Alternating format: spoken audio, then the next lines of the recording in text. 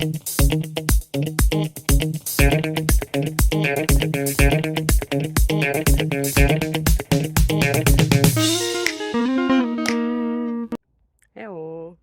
So today is sports day, so it's time to do something for us, for our body, and of course for our mind. So how about this next question?